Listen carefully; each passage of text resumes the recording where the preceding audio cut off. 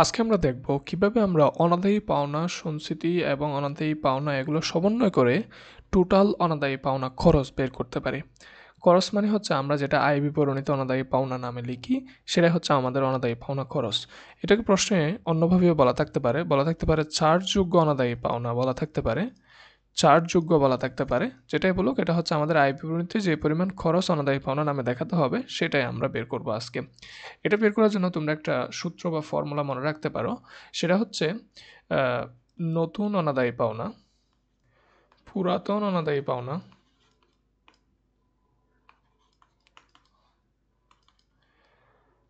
নতুন অনাদায়ী পাওনা সঞ্চিতি,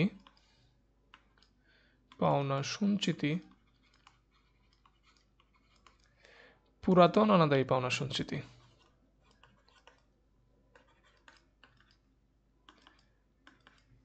তাহলে আমরা এই সবগুলো যোগ করব, শুধুমাত্র পুরাতন অনাদায়ী পাওনা সঞ্চিতিটা বিয়োগ করব।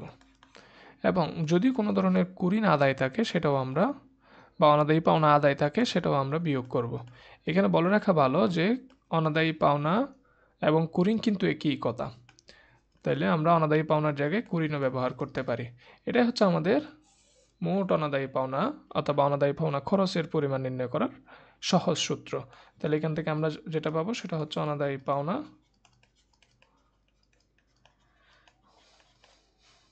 খরচ।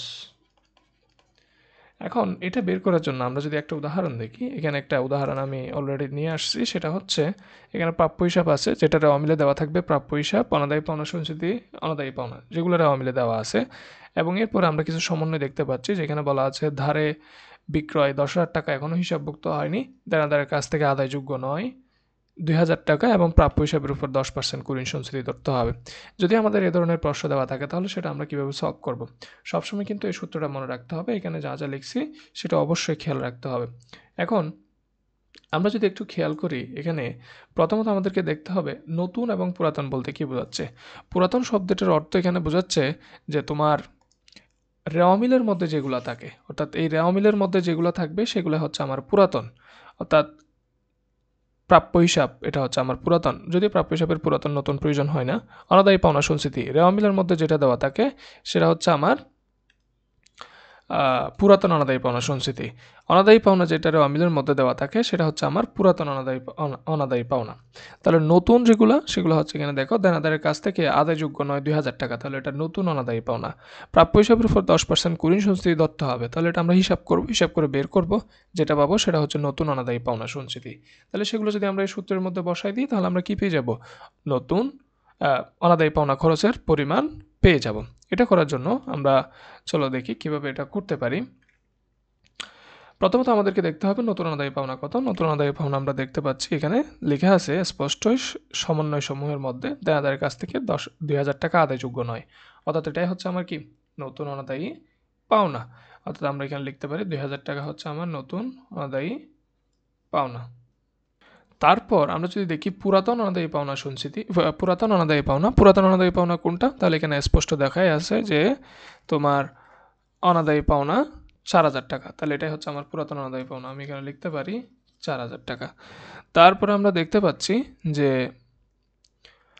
নতুন অনাদায়ী পাওনা সঞ্চিতি কোনটা। এখন নতুন অনাদায়ী পাওনা সঞ্চিতি বের করার সময় আমাদের একটু খেয়াল রাখতে হবে, এটা বের করা একটু ট্রিকি। কীভাবে আমরা এটা বের করতে পারি, এটা বের করার জন্য আমাদেরকে প্রথমত অবশিষ্ট প্রাপ্য হিসাব বের করতে হবে। এখন অবশিষ্ট প্রাপ্য হিসাব জিনিসটা কি, আমার প্রাপ্য হিসাব যা আছে ওখান থেকে নেট কত টাকা আমার প্রাপ্য হিসাব থাকবে বছর শেষে সেটা আমাকে বের করতে হবে। তাহলে অবশিষ্ট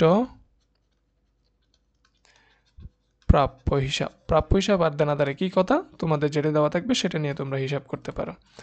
তাহলে এটা বের করার জন্য আমাদেরকে আগে প্রারম্ভিক প্রাপ্য হিসাব লিখতে হবে। প্রারম্ভিক প্রাপ্য হিসাব কত, যেটা আমিলা দেওয়া থাকবে সেটা হচ্ছে আমার প্রারম্ভিক প্রাপ্য হিসাব, যেটা এখানে দেওয়া আছে কত 40,000 টাকা। তাহলে 40,000 টাকা লিখবো। এবং এখান থেকে আমরা সমন্বয়ে দেখব ধারে বিক্রয় 10,000 টাকা হিসাবভুক্ত হয়নি। যদি পণ্য আমরা ধারে বিক্রি করি অবশ্যই আমার প্রাপ্য হিসাব তৈরি হবে, দেনাদার তৈরি হবে।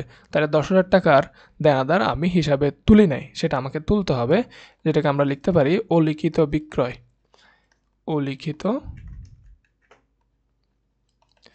বিক্রয়।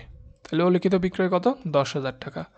এবং আমরা টোটাল দেখতে পাচ্ছি 50,000 টাকা হচ্ছে আমার কি নতুন দেনাদার, অর্থাৎ নতুন দেনাদার। এই নতুন দেনাদার থেকে দেখা যাচ্ছে আমার 2,000 টাকা আদায়যোগ্য নয়। তাহলে নতুন যে উল্লিখিত পাওনা আছে, উল্লিখিত অনাদায়ী পাওনা আছে, তাহলে সেটা আমাকে বাদ দিতে হবে। তাহলে এটাকে আমরা বলতে পারি নতুন অনাদায়ী পাওনা বা উল্লিখিত অনাদায়ী পাওনা।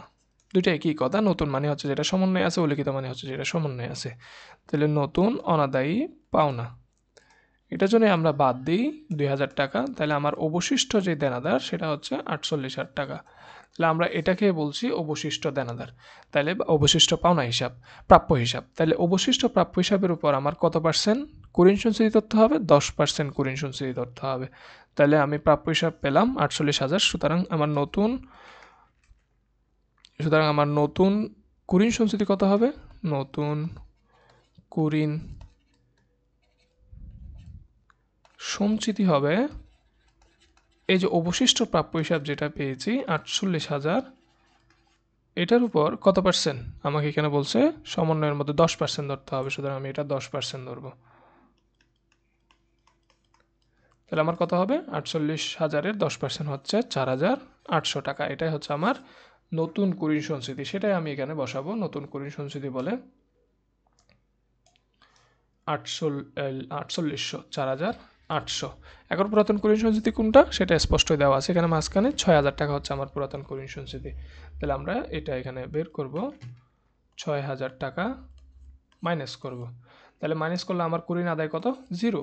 এখন তাইলে আমি কিন্তু অলরেডি পেয়ে গেছি যে আমার অনাদায়ী পাওনা খরচের পরিমাণ কত হবে। আমরা যদি একটু দেখি আমাদের অনাদায়ী পাওনা খরচের পরিমাণ কত হচ্ছে? 2,000 যোগ 4,000, 6,000, 6,000 যোগ 4,800, 10,800। 10,800 থেকে যদি আমরা 6,000 বাদ দিই তাহলে আমাদের থাকে 4,800 টাকা। তাহলে এটাই হচ্ছে আমার কুরিন খরচের পরিমাণ, এটাই হচ্ছে আমার অনাদায়ী পাওনা খরচের পরিমাণ। তাহলে এই জিনিসটা আমরা কোথায় লিখব? এই জিনিসটা হচ্ছে আমরা বিশদ আয় বিবরণীতে লিখব। এটা যাবে বিশদ আয় বিবরণীতে।